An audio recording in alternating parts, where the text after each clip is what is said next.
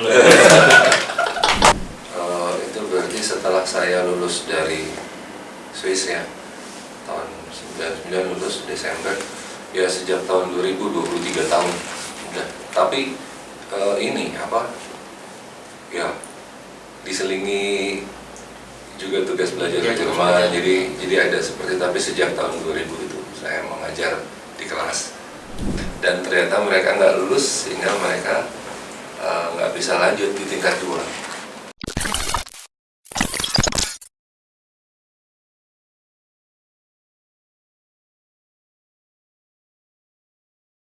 Oke, selamat datang kembali di channel Admi Bisdek dalam acara ngobrol bareng Sobat Admi.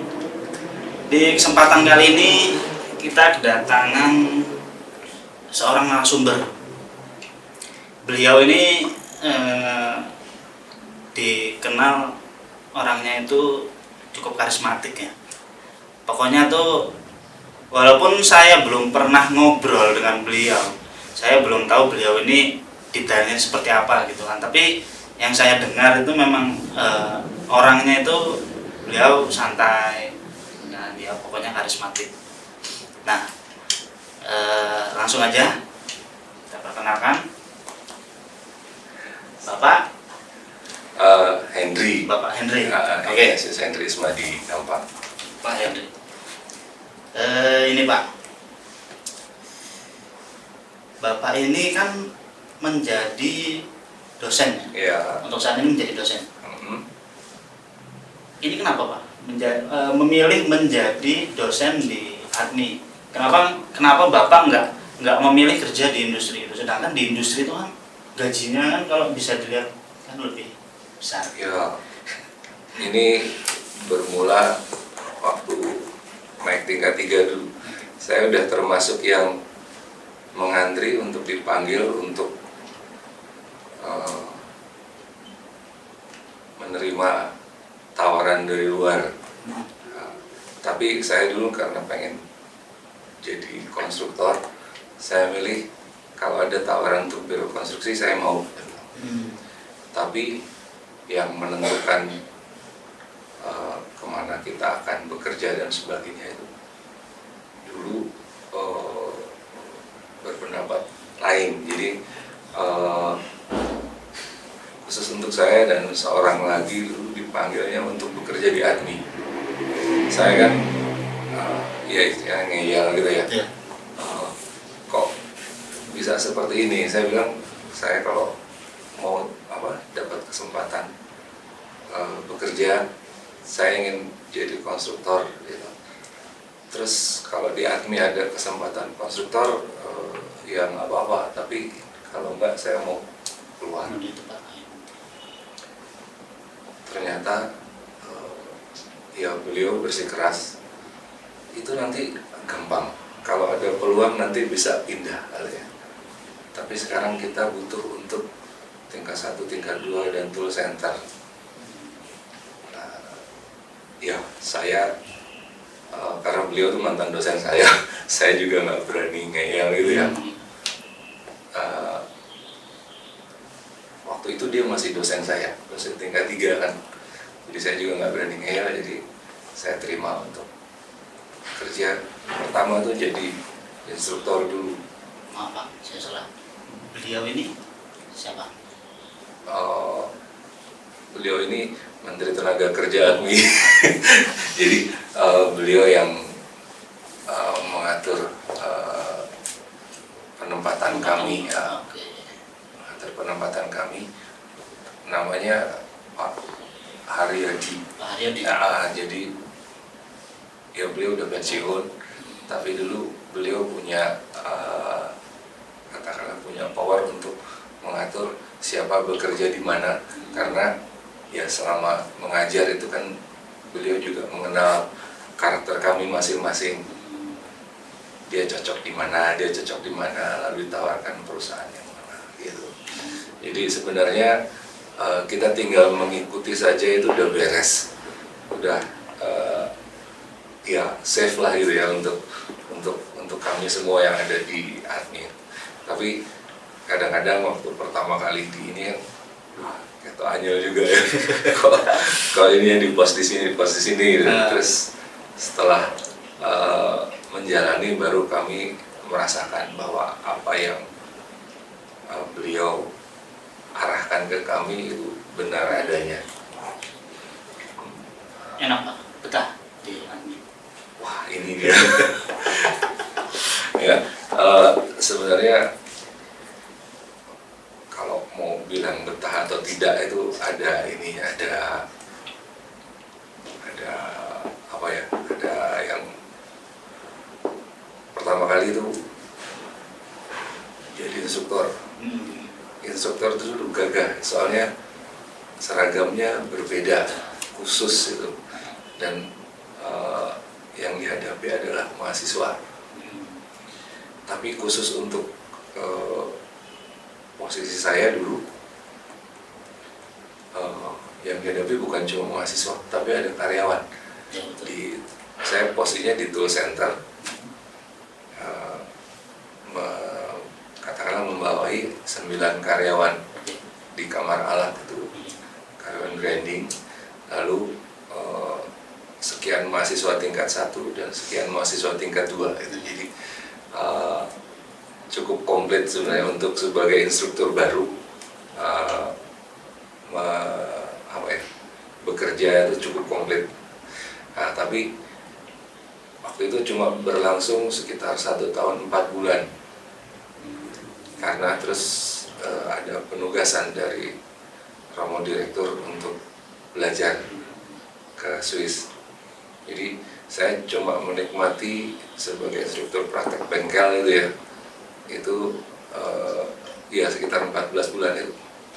Jam kerjanya dulu 40 jam murni yang tertulis, tapi prakteknya itu saya sekitar 58 jam karena jumlah kami memang tidak banyak dulu.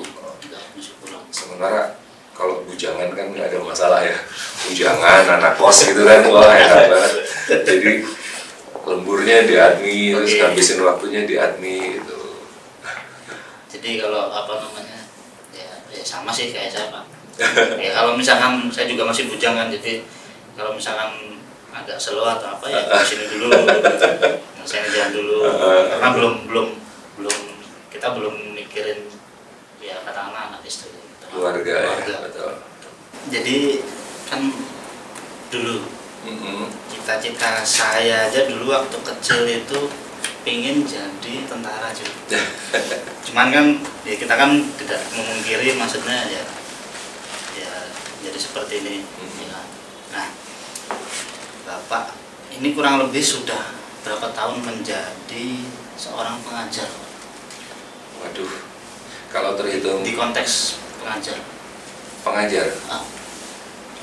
Itu berarti setelah saya lulus dari Swiss ya, tahun 99 lulus Desember, ya sejak tahun 2000 23 tahun udah. Tapi ini apa ya, diselingi juga tugas belajar di rumah, jadi ada seperti, tapi sejak tahun 2000 itu saya mengajar di kelas.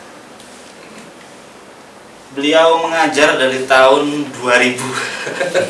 Berarti 23 tahun itu saya masih piik.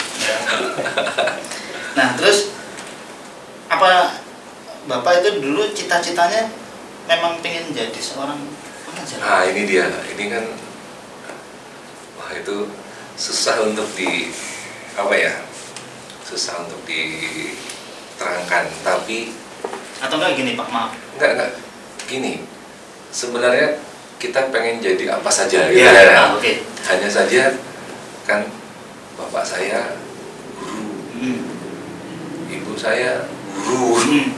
Nah, terus gimana ya, kalau dulu saya ngebayang bahwa pelatihan untuk mengajar itu bisa dilakukan.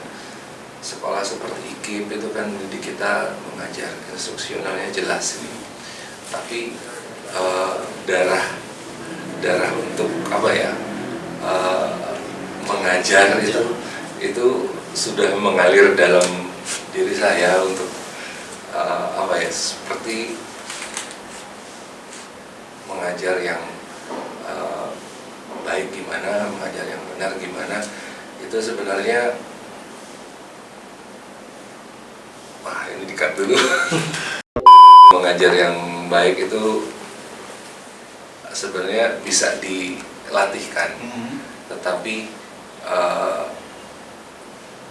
ini ya kalau namanya keturunan guru dan sebagainya, kita melihat bagaimana Bapak Ibu mengajar kami setiap hari gitu.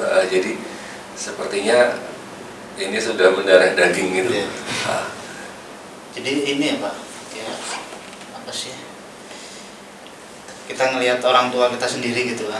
Ya beliau sebagai ngajar, mungkin rasanya menjadi seorang pengajar, guru seperti ini. Ya, gitu, betul. Jadi kita banyak, ya kan itu juga salah satu beribadah juga. Iya, yang paling berkesan itu tentunya kalau anak didik kita itu berhasil, ya, itu paling kerasa masuk gitu ya. Jadi ada tekanan. Iya, betul. Itu yang saya rasakan juga. Jadi sebenarnya mengajarnya itu kesannya ya simpel ya. Jadi itu maksudnya diadopsi saya sebagai yang saya sukai. Tetapi ya kayak podcastnya orang-orang yang penyanyi atau segala macam hal yang sederhana jadi dinikmati. Jadi iklan rokok, seperti kan iklan rokok itu loh, nikmatnya seperti apa ya, biasa-biasa tapi hasilnya luar biasa gitu. Lu perokok tahun berapa? Saya ngerokok tapi saya nggak pernah lihat iklan rokok. Saya kan rokok mahal sekarang Pak, jadi kita nyari yang murah-murah aja. Ya, tapi ya emang luar biasa sih, emang cukup menarik. Ini agak gimana gitu ya ngobrolnya tuh, karena memang saya pun juga baru-baru ini ya mengulik tentang pendidikan. Cuman ini memang sangat menarik, ya kan? Nah terus selama Bapak menjadi dosen atau pengajar, itu Bapak ada kesan-kesan menarik gitu nggak sih Pak? Ya entah itu dari mahasiswa atau yang kayak tadi Bapak bilang itu kan gak cuma mahasiswa tapi ada karyawan juga kan misalnya ada. Ya, sebenarnya banyak yang kayak itu, kesan-kesan dan sebagainya. Cuma kalau disebutkan ya 23 tahun mengajar ini sudah cukup cukup lama. Sebenarnya kesempatan waktu mengajar dulu di tahun-tahun pertama setelah pulang dari Swiss itu kebetulan saya bekerjanya di unit produksi. 9 tahun pertama saya kerjanya di unit produksi. Jadi mengajar itu sebagai orang unit produksi yang diperbantukan ke unit edukasi untuk mengajar itulah istilahnya. Ya, sebenarnya esensi vokasi kan gitu. Esensi vokasi kan orang produksi atau siapapun profesional itu mengajar supaya mahasiswanya juga terbuka pandangannya untuk nanti masa depan mereka itu seperti apa gitu. Nah, di 9 tahun pertama itu saya di unit marketing, lalu di unit ini fabrikasi sheet metal. Jadi sebenarnya di sana itu keuntungannya adalah mengajarnya itu sebagai refresh untuk kita kalau sudah jenuh dengan kondisi bengkel ya, jadi ngajarnya merupakan bukan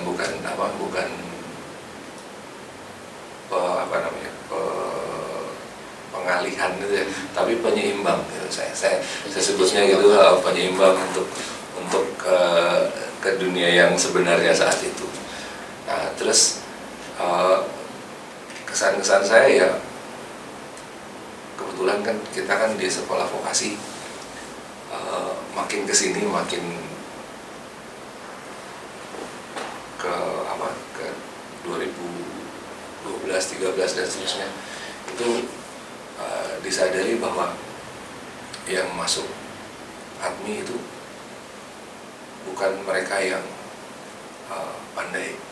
Ya ada yang pandai, tetapi lebih ke arah orang pandai mesti milih luar negeri sekolah atau perguruan tinggi yang baik dan sebagainya. Nah, mulai di tahun itu kita menyadari bahwa yang diterima di ADMI itu ya tidak semata-mata pandai, tapi kami usahakan yang juga terampil. Sejak dulu ini terampil. Hanya saja setelah melihat penurunan bahwa sekarang kan banyak perguruan tinggi baru kan, ya, mereka merekrutnya dengan iming-iming beasiswa, dengan bahkan iming-iming ini ya Pak, kayak ada SV universitas ini, SV iya itu. betul. Artinya sejak saat itu kita menyadari bahwa sumber daya masuk ADMI itu tanda kutip biasa-biasa saja, ada penurunan, walaupun yang brilian juga ada. Gitu. Nah, di saat itulah kita harus membantu mereka memaknai kuliah mereka atau jati diri mereka atau segala macam, supaya mereka menyadari bahwa walaupun saya di ADMI tapi saya punya masa depan gitu. Maaf saya potong Pak. Ini menarik. Berarti Bapak ini sampai segitunya memiliki rekan mahasiswa.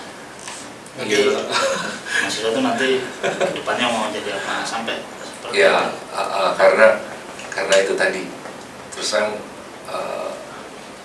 semua yang dulu kalau Romo direktur itu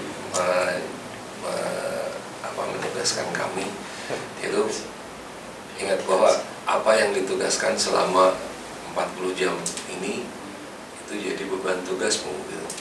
Jadi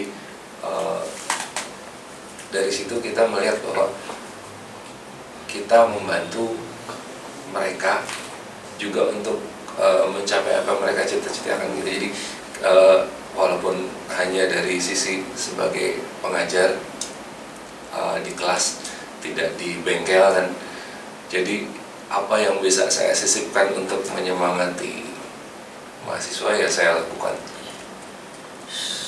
mantap banget. Yang di sana kasih tepuk tangan dulu.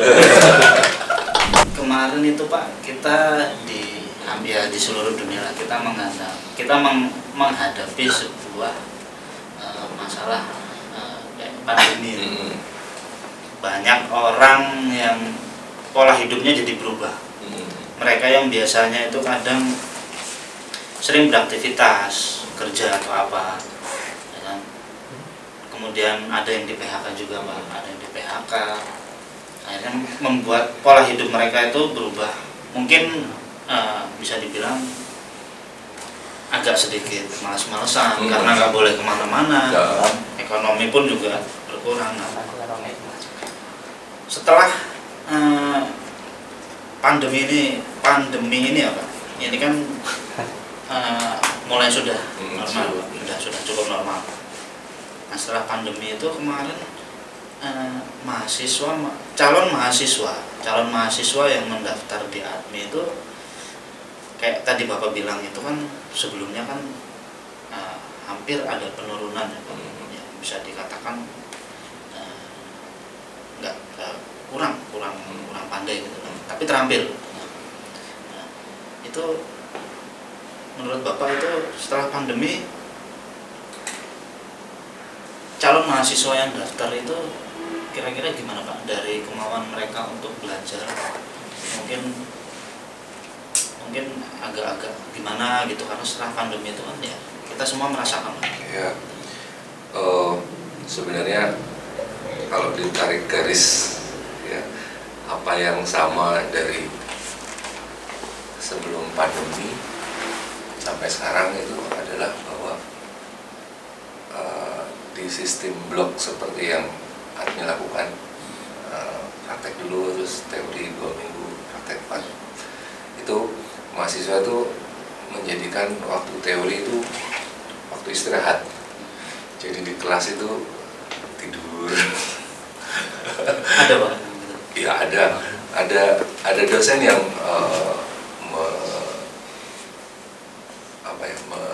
menegur. Kalau saya biarin aja asal tidak mengganggu yang lain, karena materi yang saya ampu itu ya mau dibilang sulit. Susah ya. Ya untuk mereka dan untuk saya menyampaikannya itu juga sulit, supaya mereka terbuka pikirannya itu setengah mati lah. Tapi di sisi lain mudah ya, berarti ada yang bisa dapat nilai maksimal. Jadi kalau sungguh-sungguh dan belajarnya juga teratur itu nggak ada kesulitan untuk itu. Nah, setelah pandemi mungkin yang kebiasaan istilahnya itu daring gitu ya, Ya betul. itu ya mereka coba melakukannya di fase yang sebenarnya sudah luring gitu. Jadi mereka diterangkan di depan itu cuma difoto aja, foto-foto gitu. Tapi ya harapan kami yang mengajarkan itu mereka lihat lagi, dibaca lagi dan sebagainya. Tapi ternyata kan tidak.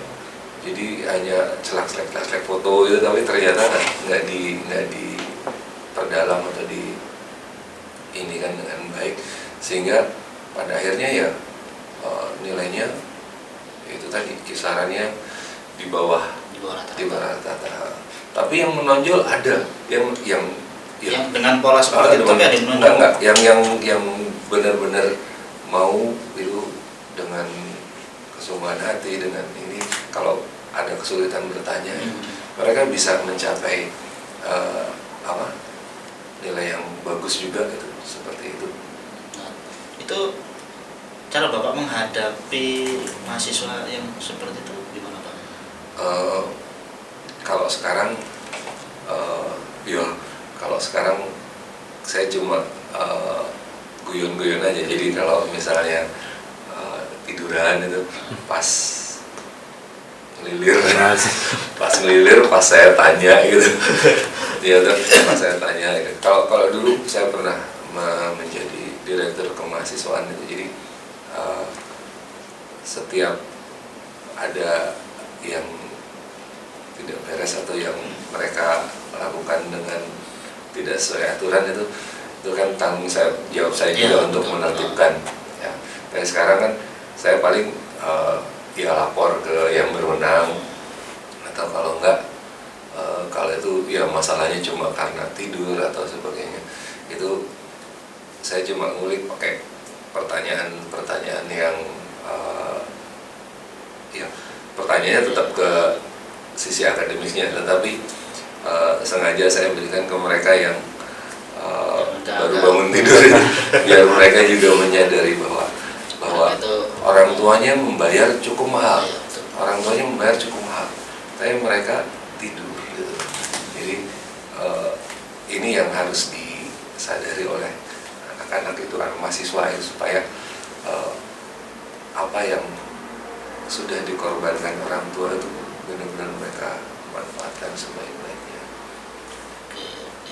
Memang iya sih, karena kan dilihat dari Pak, beda ya antara model-model pembelajarannya kayak di universitas lain, terus kemudian ini juga di politeknik kayak agak beda gitu kan. Saya pun ngelihatnya itu kayak ini Pak, kayak anak sekolah ya kan modelnya kan. Jadi kayak zaman dulu sekolah SMA, SMK gitu kan ya, masuk jam 7 nanti pulang siang gitu. Tapi kan kalau universitas itu kan yang mau ini masuk jam berapa nanti berapa SKS potong, ya. Itu memang cukup menarik. Tapi ini diatur kan bukan sekedar kita membuat jamnya seperti itu, tapi ini kan ada harapannya nih. Harapannya supaya kalau mereka masuk dan bekerja itu mereka sudah terbiasa, sudah terbiasa dengan itu. Masuk jam 7:30, lalu pulang jam 3 misalnya. Terus kalau nggak hadir di minus itu harus ada yang menggantikan jam yang hilang ini. Dan supaya mereka menyadari bahwa di tempat bekerja mereka seperti itulah yang dituntut untuk mereka. Cukup istirahat dulu kameranya. Oke, dari cerita Pak Henry ini yang cukup menarik ya, karena tadi saya juga baru tahu kalau ternyata tuh di ADMI ada itu bisa dibilang beberapa atau salah satu mahasiswa Pak yang istilahnya ada yang sampai ketiduran. Itu bisa beberapa ya? mahasiswa. Bisa beberapa mahasiswa ya. Itu kan karena yang saya tahu pun pembentukan karakter itu kan dimulai dari tingkat 1 ya Pak. Oke. Itu kalau kalau dilihat itu, kalau boleh tahu, mahasiswa yang sampai mungkin capean kali ya, mungkin capean sampai capean mikir atau apa segalanya, terus dia bisa sampai ketiduran, itu ada di range tingkat berapa?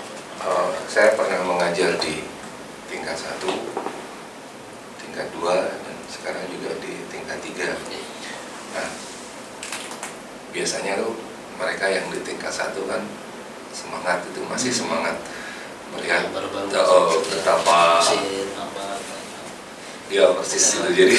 Jadi mereka giat itu belajarnya dengan kalau ngomong berbicara sesama rekan itu lebih cenderung ke arah memperjelas apa yang disampaikan pengajarnya gitu. Jadi perbincangan dan sebagainya. Jadi jarang ada yang bicara sendiri bicara. Nah, pas tingkat 2, ini biasanya terus mereka mulai bukan turun semangatnya, tetapi mulai menganggap ini lebih santai dan sebagainya. Jadi mahasiswa itu terhadap adminnya sendiri itu kesannya pertama mau ngasih lihat ke adik-adik kelasnya bahwa mereka udah melewati tahap yang berat, tapi di sisi lain juga kelihatannya mereka nggak sadar bahwa materi pelajaran, terutama pelajaran teori itu sebenarnya lebih berat. Malah berat. Prakteknya berat, tapi prakteknya mereka udah sehari-hari untuk misalnya ada tahapan 1, 2, 3 itu kalau praktek ya. Orang merasa tingkat 1 itu berat buat mereka karena mereka dari bawah ini, dari nggak tahu apa-apa dan sebagainya, terus akhirnya bisa ngebubut. Terus ke tingkat 2 kelihatannya nggak terlalu berat ya sebenarnya, tapi mereka tingkat 2 memang lebih berat, tapi mereka kan udah start dari level yang sama kan, level yang sama, tinggal melompat dikit. Nah itu yang prakteknya kan. Teorinya ini mereka yang tidak sadari bahwa situasinya juga sebenarnya ini kan untuk melengkapi apa yang mereka dalami dipraktekkan. Nah mereka kadang-kadang mulai menganggap remeh itu di tingkat 2. Pak, berarti itu sempat ada kasus mahasiswanya itu di drop out gara-gara mereka ini mungkin agak teledor di materinya. Di teori itu teori. ada pernah. Jadi yang saya tahu itu angkatan kakak kelas saya itu angkatan 23 saat mereka Maaf Pak, angkatan 23 itu tahun lulusnya tahun 93. Tahun 93. Lulusnya tahun 93. Jadi itu sekitar tahun 91 gitu. Saya baru masuk, mereka sudah di tingkat 2, sudah praktek gitu. Karena liburnya kan cuma 2 minggu. Sudah praktek, tapi di sela-sela itu mereka menjalani remedi atau teori tingkat 1. Tingkat 1 untuk teorinya. Dan ternyata mereka nggak lulus sehingga mereka nggak bisa lanjut di tingkat 2. Itu pernah terjadi. Jadi sebenarnya kalau ini sebenarnya dilanjutkan, sejauh ini yang DO teori memang nggak banyak. Kalau nggak keterlaluan banget gitu, sebenarnya nggak, karena teori kan ada remedinya, cuma kalau nggak keterlaluan banget sih sebenarnya nggak apa-apa. Selama Bapak mengajar, terutama mengajar di ADMI ini, ada nggak kasus-kasus antara gimana ya? Ada nggak kasus-kasus yang tidak tersinkronisasi? Dalam arti Bapak mengajar secara teori seperti ini, kemudian waktu dipraktekkan dengan mahasiswa kok seperti ini. Bapak pernah ada kasus-kasus seperti itu? Ya, mungkin ada ya. Jadi sebenarnya kita mengajar A sampai Z ya, ada runut sekarang. Tapi kalau di praktek mereka men-skip yang B, C, D sama G itu sebenarnya nggak apa-apa, karena mereka sudah tahu bahwa itu sudah harus dilewati, dibawa ke dalam mindsetnya. Jadi mereka nggak perlu mengalaminya. Misalnya merancang, waktu mau merancang mereka harus mendata dulu daftar fiturnya seperti apa, terus permintaan customernya seperti apa, jelas data. Tapi kalau sudah terampil di praktek tuh mau merancang itu di daftar fiturnya mereka di dalam hati saja karena sudah hafal ya. Terus apa yang diminta customernya ya dicatat saja dan mereka bisa merancang dari situ. Jadi sebenarnya kami harus mengajar semuanya kan. Kami harus mengajar A, B, C sampai Z, itu nggak boleh ada yang terlewat. Tapi mereka mau pakai yang mana pas praktek gitu, itu hak mereka nantinya. Artinya situasinya kadang-kadang menuntut mereka model seperti ini, ya itu disikapi saja, bisa terjadi. Maaf Pak, saya belum dapat ininya Pak.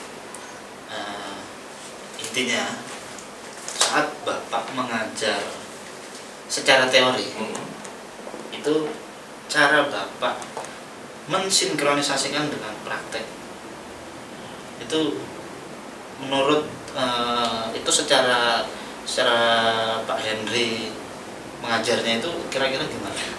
Kalau dulu kan teori kita hanya sekedar pelengkap untuk praktek. Ya, prakteknya seperti ini, terus kita mengajari hal-hal yang ini kalau di praktek itu seperti ini, kita harus begini, jadi sebenarnya apa yang di praktek itu biar mereka praktek full gitu, melatih sisi psikomotoris keterampilannya. Yang ini teorinya melengkapi. Tapi dalam perjalanan ya kita kan nggak pengen mahasiswa ADMI setelah lulus mereka jadi operator gitu kan. Nah, mereka harus punya wawasan yang lebih jauh, dan itu diberikannya di teori. Jadi kebetulan teori yang saya ampu itu tidak langsung ke praktek, tidak langsung ke keahlian mereka berpraktek itu di mana, tapi justru mendukung mereka untuk kedepannya berkembang gitu. Jadi karena saya ditugaskan mengajar seperti ini, ya apa yang saya ajarkan itu secara sungguh-sungguh saya berikan supaya mereka juga akhirnya menguasai.